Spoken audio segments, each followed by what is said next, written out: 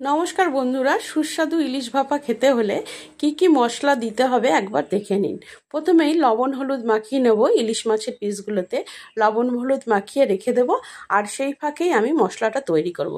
এখানে দু রকমের সর্ষে ভিজিয়ে রেখেছি আর 4-5টা কাজু, সব কিছু একসাথে বেটে নেব। সাথে দেব লবণ, আর দিয়ে দিচ্ছি আমি অল্প নারকেল কুচোনো, ঝালের জন্য কাঁচা লঙ্কা। প্রথমে একটা পেস্ট তৈরি করে নেব, তারপরে সেই পেস্টে দিয়ে দেবো 2 চামচ টক দই, আর টক দইয়ের ব্যালেন্স করার জন্য দেব সামান্য একটু চিনি। সর্ষেটা আর একবার বেটে নিলাম টক দই দিয়ে, তারপরে টিফিন বক্সে খানিকটা দিয়ে দিলাম, হালকা একটু হলুদ দিয়ে দিলাম, দিয়ে দিচ্ছি কাঁচা সর্ষের তেল, তারপরে লবণ হলুদ মাখানো মাছগুলো এতে দিয়ে এপিট ওপিট করে মাখিয়ে সাজিয়ে নেব।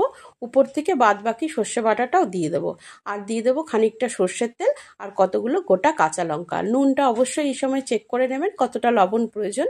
একটা টিফিন বক্সের মধ্যে ভরে আমি ঢাকনা আটকে দিলাম। কড়াইতে গরম জলের উপর একটা স্ট্যান্ড দিয়ে টিফিন বক্স বসিয়ে ঢাকা দিয়ে দেবো। 20 মিনিট ভাপে রান্না হতে দেবো, আর 20 মিনিট পরে সুস্বাদু ইলিশ ভাপা একদমই রেডি গরম ভাতে খাওয়ার জন্য।